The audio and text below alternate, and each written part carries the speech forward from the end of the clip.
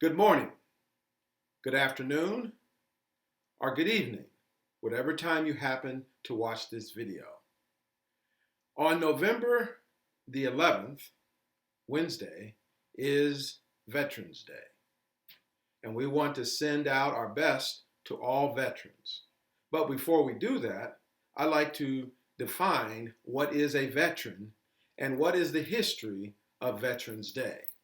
A veteran is someone who has served in the U.S. military in one of the 5 different branches.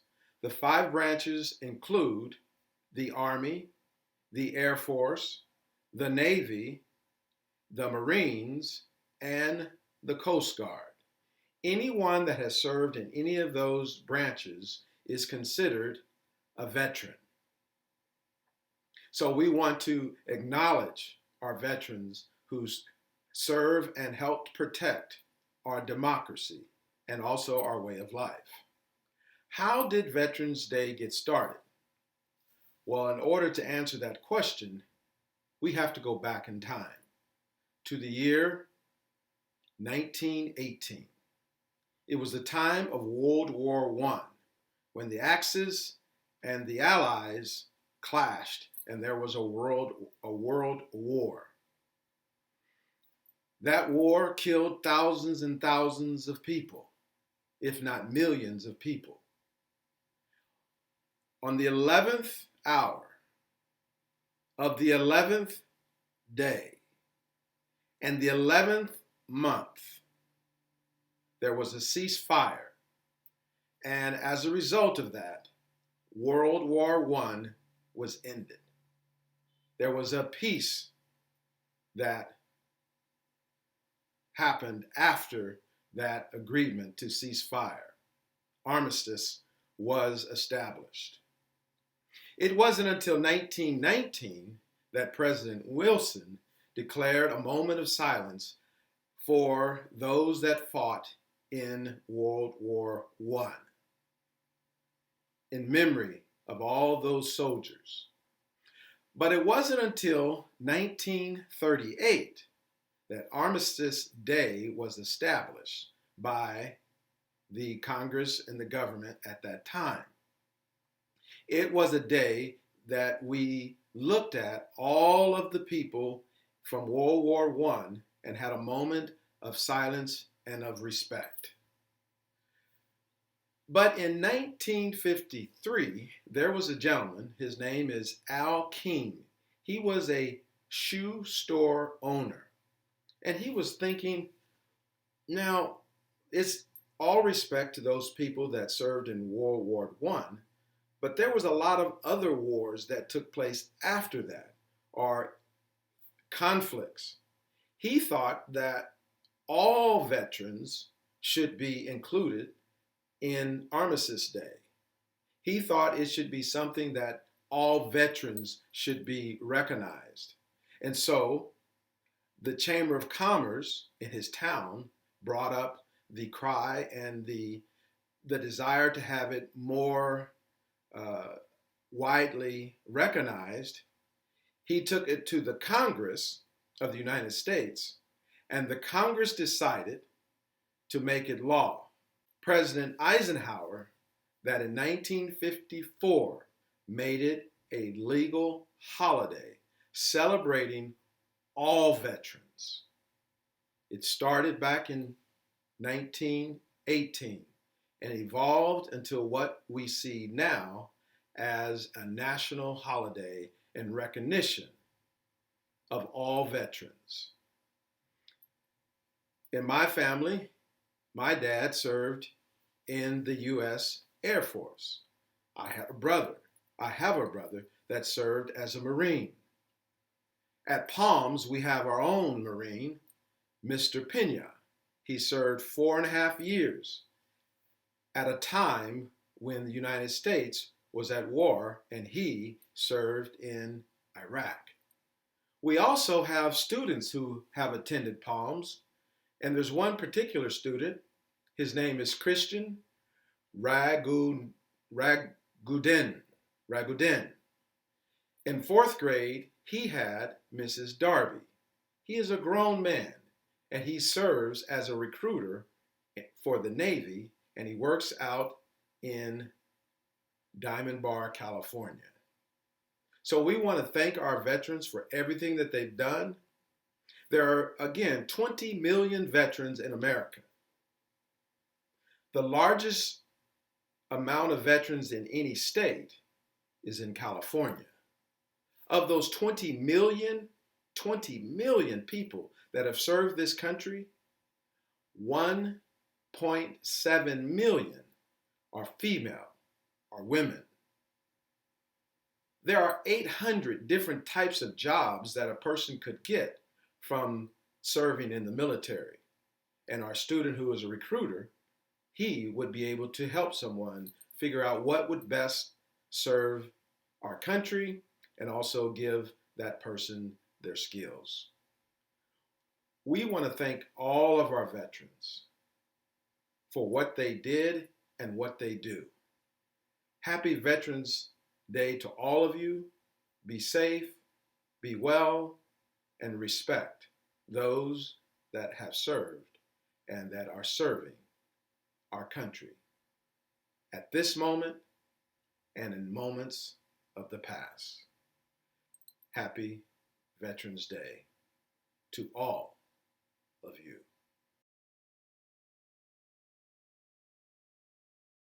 Thank you, Mr. Howell, for that information on Veterans Day and the history of Veterans Day.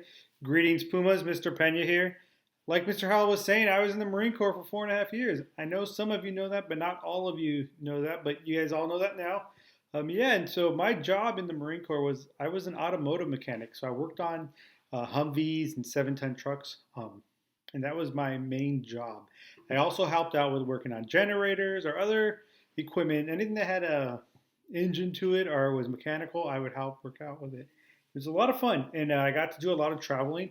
My first duty station was in Okinawa, Japan, and I was there for 2 years. And then after that, I went to Yuma, Arizona, and I was there for about a year, and I was getting ready to get out of the Marine Corps. My time was done, but then my unit was getting ready to go to Iraq. And so I said, hey, you know what? I want to go to Iraq with you guys. So I extended my contract so I could go to Iraq with my unit. And so I spent 7 months in Iraq. And then when I came home, it was time for me to get out. And I got out of the Marine Corps. And then I went to school. And then eventually I made my way here to Palms.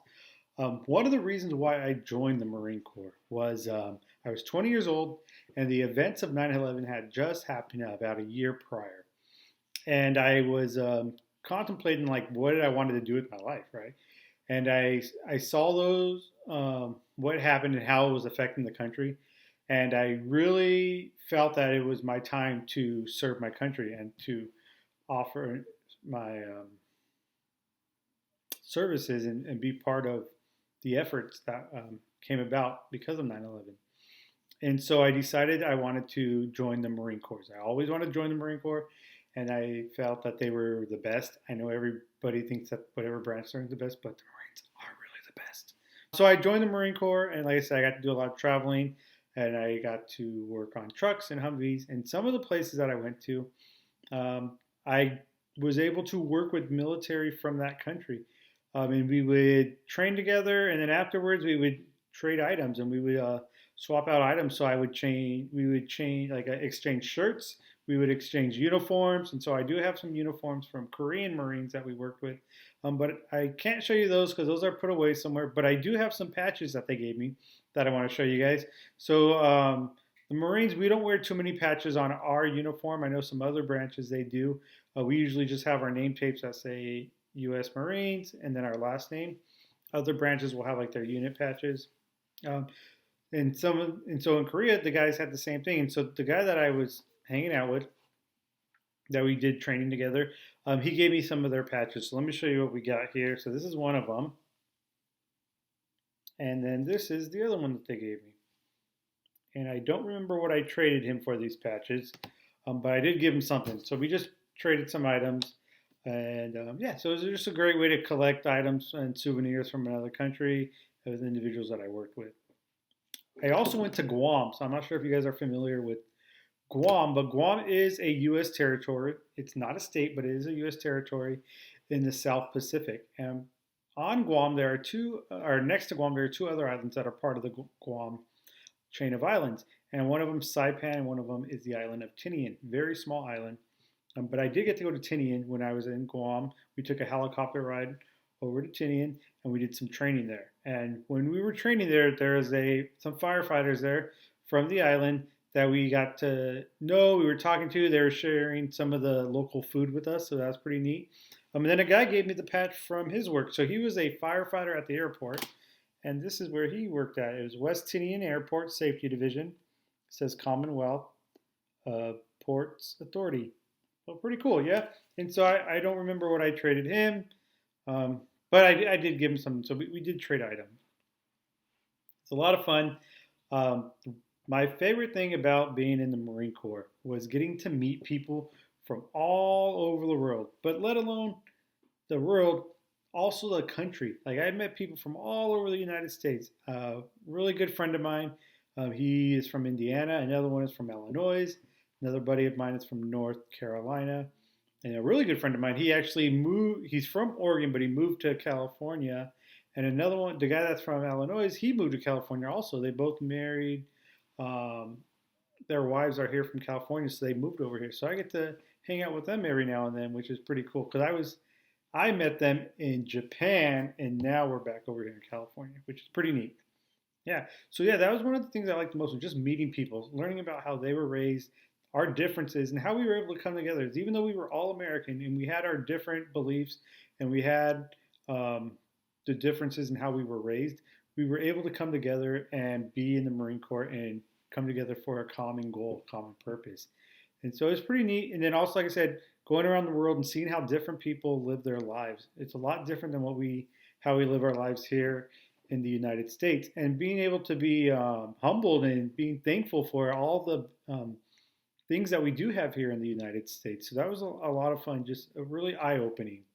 So that's the reason why I joined the military, or the Marine Corps. And I hope you guys enjoyed that. Next, I'm going to go over some of the terms that we use in the Marine Corps, and I hope you guys enjoy them. So like I said, I wanted to go over some of the terminology that we use in the Marine Corps.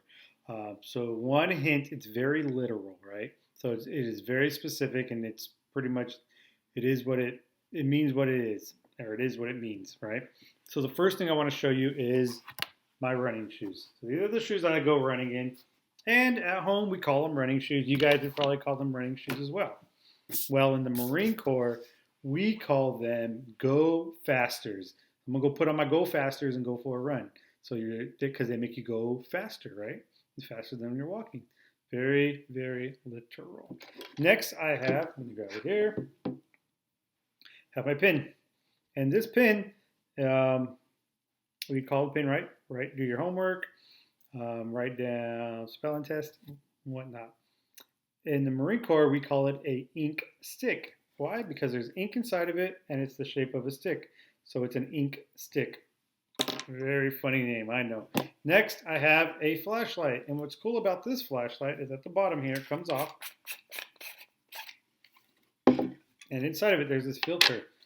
So at nighttime, if I'm using my flashlight and I don't want the bright white light, I can put this filter on, and it'll dilute the light. So then I can see what I need to see in front of me, but then it's harder for people to see that I'm coming. And so that's pretty neat about this flashlight. But in the Marine Corps, we don't call it a flashlight. We call it a moon beam. A moon beam, like a beam of light coming from the moon. Very funny, very funny. These are weird terms, but you know the Marine Corps likes to make it easy for us. Next, I have some hats that I wore. And so we don't call them hats, we call them covers because they cover our head. So it's a cover. So first I have my boonie cover. And this is what I'd wear out in the field. And it's my boonie cover. And so it helps keeps me blocking the sun out, gives me some shade. Has little air vents in here to help keep me cool as well. And that would be my boonie cover. Next I have, for my nicer uniform for like ceremonies, or my dress alphas, or my service Charlies, I would wear my garrison cover, which I have here, my garrison cover. I go ahead and put it on. Let's see. It doesn't fit. Nope, too small. My head's getting too big. But yeah, this is my garrison cover. Nice. So those are hats, or as we like to call them in the Marine Corps, our cover. All right. Nice. So another term that you guys are be familiar with is PE, right? So at school you do PE for exercise. Stands for physical education. Well, in the Marine Corps, we call it physical training, PT. So not PE, but PT. So yeah, another interesting word that we use. Next, we have for school, we have the lunch area, right? And that's where you guys get your food, or the cafeteria, they might call it. In the military, we call it the chow hall. So it's a big hall, and that's where they have the chow or food. So we call it the chow hall. I know, that's a funny one. So the last one, or no, two more. I'm sorry, two more. Next, we have school clothes, right? So some of you guys might have school clothes, and when you get home, your parents tell you put on your play clothes, so we don't want to get our school clothes messed up. Or you have your school shoes, you don't want to mess up your school shoes.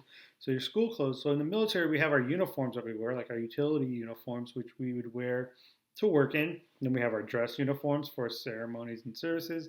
And then we have our clothes like this, like I'm wearing now, what we'd wear out in town. But we call them our civilian attire, or for short, we call them civvies, our civvies. So I'm gonna go put my civvies on so we can go out on town. And finally, the very last one that I have is a drinking fountain. So at school, you have the drinking fountain, right? You'll get a drink. But in the military, we have a very funny term for it. You might laugh at this one, but it's called scuttlebutt. The scuttlebutt. I know that's a very weird term, the scuttlebutt. So the term originated from the Navy hundreds of years ago on the ship, about 200 years ago on a Navy ship. There was an area where it had fresh water because they couldn't create their own fresh water. Like on ships now, they have these machines that will create drinking water out of the ocean water. It's very cool. And so back in the day, they would have this, looks like a big barrel, and then they would have the fresh water in there that they could drink, but they called it the scuttlebutt. I'm going to go to the scuttlebutt and give me some water. Yeah, nice. And so one last thing I want to share with you, I forgot to share with you guys in the last video, is one of the places I went to is Iwo Jima. And I'm not sure if you guys are familiar with Iwo Jima, but it was one of the big battles of World War II, right? And so I got to go there, and it was for the ceremony of the Battle of Iwo Jima. But the day prior to the ceremony, they allowed us to go explore the island and just go and check it out. So one of the things that's unique about Iwo Jima is their beaches have black sand. So I don't know if you've ever been to the beach here, like either Huntington Beach, Bolsa Chica, Seal Beach, Long Beach. If you go to their beaches, the sand is brown, or like a golden brown, right? Or white maybe, or tan, or however you see it. But at Iwo Jima, that sand on that beach is black. And so I went and I got some. So I had my water bottle and I drank it all. And I was like, I'm going to give you some sand. So I scooped it up and I have that here and I want to share it with you guys today. As you see there, that's the black sand of Iwo Jima. And so it's one of the keepsakes that I got from being in the military. Like I said, I really enjoyed traveling around to different countries, learning different customs, different traditions, learning about how people go throughout their daily lives. And it was a great experience, and it really shaped who I am today. And I appreciated it a lot. And I love that I did it. Next, we're going to have a slideshow. And the slideshow is going to have pictures of some of the Palms staff whose family members served in the military or veterans. So I want you guys to check out those photos. But the very first photo is actually going to be a picture from last year. I don't know if you guys remember, but last year we had our Veterans Day celebration, and some of your parents may have came, and we took a picture with you and your parents or your grandparents who served in the military. So that'll be the first picture of the slideshow. After that, you're going to see pictures of family members from the Palm staff here. So have a great day off tomorrow. Keep up the great work. Keep working hard and keep practicing your 3 Bs.